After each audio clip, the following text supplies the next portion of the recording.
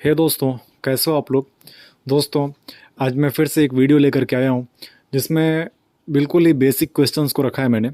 जो बंदे अभी स्टडी कर रहे हैं या फिर बिल्कुल ही फ्रेशर के तौर पे किसी कंपनी में ज्वाइन हुए हैं, उनको ये सारे क्वेश्चंस, ये सारी चीज़ों के बारे में बिल्कुल मालूम होना चाहिए। अगर मालूम नहीं है तो फिर मैं नहीं समझता कि कोई मतलब है सेफ्टी के काम करने के, क्योंकि ये सारी चीज़ें बहुत ही बेसिक हैं। तो जो भी बंदे ऐसा फ्रेशर है या अभी स्टडी कर रहे हैं, वो इस वीडियो को पूरा देखें और हर एक क्वेश्चंस को ढंग से समझें, और कुछ डाउट रहता है तो वो पूछे भी। और मैं हर एक क्वेश्चन के बाद आपको 5 सेकंड का टाइम दूंगा, जिसमें आप थोड़ा सा क्या बोलते हैं, दिमाग पे ज़रा जोर डालिएगा, और आंसर आता है तो लास्ट में ज़रूर बताइएगा कि कितने क्वेश्चंस के आंसर आपको पहले से मालूम थे। तो आइए देखते हैं सवाल क्या है। सबसे पहला सवाल है, which one is confined space, यानी कि कौन सा कन्फाइंड स्पेस है। हमने कुछ ऑप्शन दिए हुए हैं, जिसमें ऑप्शन ए है डीप एक्सकावेशन, कि गहरा खुदाई, कोई किसी जगह पे खुदाई हुई है जिसकी गहराई ज़्यादा है, उसको हम एक्सकावेशन सॉरी कन्फाइंड स्पेस कहेंगे। ऑप्शन बी है एक्सकावेशन बियॉन्ड 1.2 मीटर, कि कोई भी एक्सकावेशन जिसकी गहराई 1.2 मीटर या उससे ज़्यादा है, उसको हम कन्फाइंड स्पेस कहेंगे। Option C excavation beyond 1.8 metre, कि कोई भी एक्सकावेशन जिसकी गहराई 1.8 मीटर या उससे ज़्यादा है, उसको हम कन्फाइंड स्पेस कहेंगे।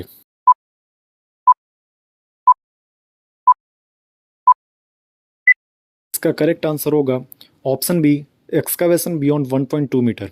ये एज पर BIS और DG फासले के अकॉर्डिंग है। ठीक, तो हम दूसरा क्वेश्चन देखते हैं। क्वेश्चन नंबर 2 है, आईओस स्टैंड्स फॉर, यानी कि जो आईओस होता है वो उसका फुल फॉर्म क्या होता है या फिर उसका मतलब क्या है। जिसमें ऑप्शन ए है institute of official safety and health. Option B है institute of occupational standard health. Option C institute of occupational safety and health.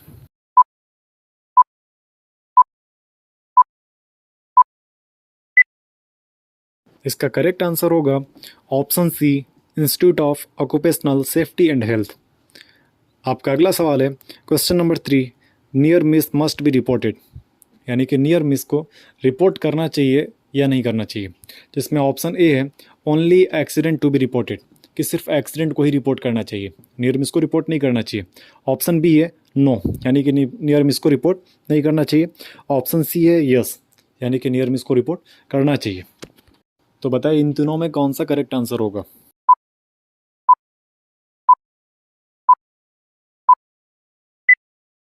इसका करेक्ट आंसर होगा ऑप्शन सी यस, यानी कि नियर मिस को हमें रिपोर्ट करना चाहिए। नियर मिस को रिपोर्ट करने से बहुत सारे फ़ायदे होते हैं। उसमें फ़ायदा ये होता है कि किस तरह के नियर मिस हमारे साइट पे हो रहे हैं, किस तरह का ट्रेंड चल रहा है, ऑब्जर्वेशंस किस तरह के, हज़ार्ड्स किस तरह के हैं। इस नियर मिस से हम उसको आइडेंटिफाई कर सकते हैं और उसको एक्सीडेंट का रूप लेने से पहले हम उसको कंट्रोल कर सकते हैं, एलिमिनेट कर सकते हैं। अब देखते हैं अगला सवाल क्या है। अगला सवाल है which is temporary working platform. आपको फिर से कुछ ऑप्शंस दिए हुए हैं, इसमें से आपको बताना है कि किसको हम टेम्प्रेरी वर्किंग प्लेटफॉर्म कहते हैं।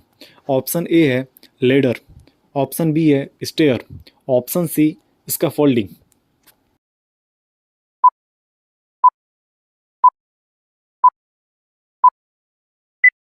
इसका करेक्ट आंसर होगा ऑप्शन सी स्कैफोल्डिंग।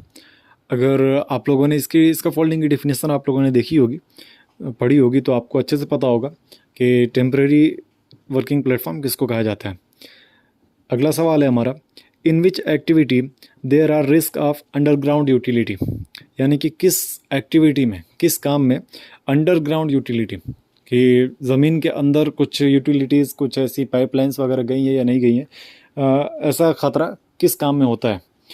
जिसका पहला ऑप्शन है वर्क एट हाइट, कि हाइट पे काम करने के दौरान। ऑप्शन बी है हाउसकीपिंग, हाउसकीपिंग के दौरान। ऑप्शन सी है एक्सकावेशन। इन तीनों में से कौन सा करेक्ट आंसर होगा, जल्दी से बताएं हमें।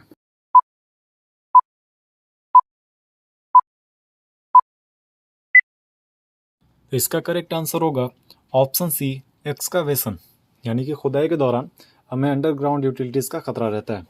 अगला सवाल है question number 6, to prevent suspension trauma during a fall from height while wearing a full body harness which piece of equipment can be used. यानी कि जब हम हाइट पे काम कर रहे हैं और हमने फुल बॉडी हार्नेस पहन के रखा हुआ है, बराबर एंकरिंग भी करके रखा हुआ है, और उस टाइम पे अगर हम उस पे से गिर जाते हैं इसका फॉल्ट पे या फिर किसी भी हाइट से हम गिरते हैं तो हम वहीं पर लटक जाएंगे। और जब लटकेंगे तो जो हमें तकलीफ़ होगी, जिस ट्रॉमा से हम गुजरेंगे उसको हम सस्पेंशन ट्रॉमा बोलते हैं, उससे बचने के लिए किस इक्विपमेंट का यूज़ किया जाता है, ये सवाल में पूछ रहा है। जिसका ऑप्शन ए है लाइनयार्ड, ऑप्शन बी है शॉक ऑब्जर्वर, ऑप्शन सी है सस्पेंशन ट्रॉमा रिलीफ स्ट्रैप। इन तीनों चीज़ों के बारे में आप लोग जानते होंगे, और अगर जानते होंगे तो इसका करेक्ट आंसर भी आपको मालूम होगा।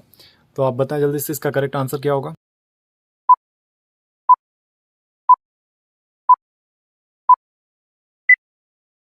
इसका करेक्ट आंसर होगा option C suspension trauma relief strap. ये एक तरह का इक्विपमेंट होता है जो हमारे फुल बॉडी हार्नेस के साथ अटैच होता है। जब हम हैंग हो जाते हैं काम करने के दौरान, मतलब गिरते हैं और हैंग हो जाते हैं, तो हम इसका यूज़ करते हैं ताकि जो भी ट्रॉमा उस टाइम पे होता है उससे हम बच सकें। क्वेश्चन नंबर 7 है हमारा, painting work can be carry out while standing on ladder. यानी कि सीढ़ी पर खड़े होकर के हम पेंटिंग का काम कर सकते हैं या नहीं कर सकते हैं, ठीक, ऐसा पूछ रहे हैं। जिसका ऑप्शन ए है ट्रू, यानी कि कर सकते हैं, ऑप्शन बी है फॉल्स, यानी नहीं कर सकते हैं, ठीक।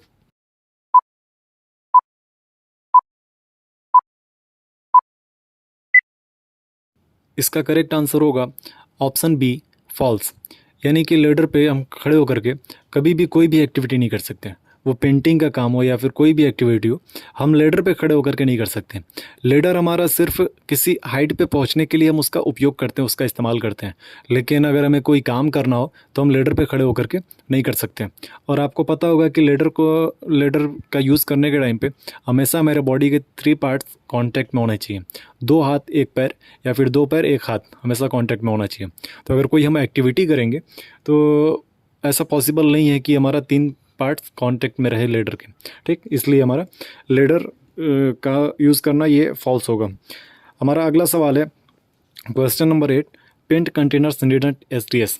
यानी जो हमारा पेंट का कंटेनर होता है, पेंट का डब्बा होता है, उसको एसडीएस की ज़रूरत नहीं होती है, ये ऐसा पूछ रहा है। जिसका ऑप्शन है, पहला ऑप्शन है ट्रू और ऑप्शन बी है फॉल्स।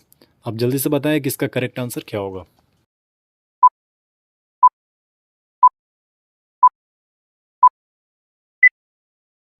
इसका करेक्ट आंसर होगा ऑप्शन बी फॉल्स, यानी कि जो भी पेंट के कंटेनर्स होते हैं उसके लिए एसडीएस की ज़रूरत होती है।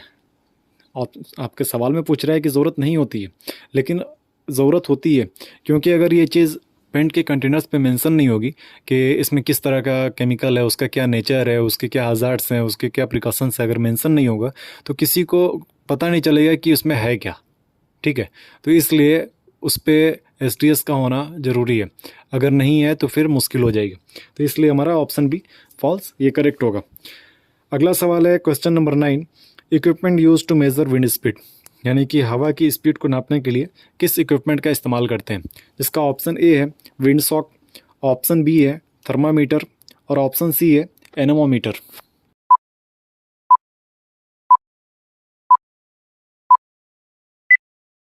इसका करेक्ट आंसर होगा ऑप्शन सी एनेमोमीटर। एनेमोमीटर एक डिवाइस होता है जो विंड स्पीड बताता है, हवा की स्पीड बताता है कि किस स्पीड से हवा चल रही है। और ये काफ़ी हेल्पफुल होता है हमारे वर्क साइट के लिए, क्योंकि क्रेन से एक्टिविटीज़ होती है और इसका फोल्डिंग भी हमारा बना होता है, तो ये सब हवा की स्पीड काफ़ी मैटर करती है इन सब चीज़ों के लिए। और इसका ऑप्शन ए जो है विंड सॉक। विंड सॉक के बारे में आप लोगों को पता होगा कि विंड सॉक एक वाइट और ऑरेंज कलर का एक गुब्बारे जैसा होता है। मैं इस वीडियो में अटैच कर रहा हूँ उसका फ़ोटोज़ को, आप देख सकते हैं कि ये जो होता है ये हवा का डायरेक्शन बताता है कि किस डायरेक्शन में हमारी हवा बह रही है, और साथ ही साथ ये विंड स्पीड भी बताता है, लेकिन बिल्कुल एक्यूरेट नहीं रहता, जो कि एनोमोमीटर बताता है। और ये बताता कैसे, वो मेज़र किया जाता है, वो एक चीज़ें हैं, उसको मैं यहाँ पे एक्सप्लेन अभी नहीं कर पाऊँगा। तो इससे हम हवा की स्पीड भी मालूम कर सकते हैं विंड सॉक से। अगला ऑप्शन जो था ऑप्शन बी थर्मामीटर। थर्मामीटर के बारे में आपको पता होगा कि ये फीवर चेक करने के लिए होता है, बुखार चेक करने के लिए होता है। तो हम अगले सवाल की ओर बढ़ते हैं। हमारा सवाल नंबर 10 है, safety officer can inter in confined space during emergency, यानी कि कोई अगर इमरजेंसी हो जाती है तो कन्फाइंड स्पेस के अंदर सेफ्टी ऑफिसर इंटर कर सकते हैं। ठीक है, जिसका ऑप्शन ए है यस और ऑप्शन बी है नो, यानी कि नहीं कर सकता, और ऑप्शन ए है कि कर सकते हैं। और इस सवाल का जवाब आप लोग कमेंट बॉक्स में कमेंट करके बताइए कि इसका करेक्ट आंसर क्या होगा। सेफ्टी ऑफिसर कन्फाइंड स्पेस के अंदर इमरजेंसी के वक्त में इंटर कर सकते हैं या नहीं कर सकते हैं, इसका कमेंट करके हमें ज़रूर बताएं। आज के लिए इतना ही, मिलते हैं नेक्स्ट वीडियो में।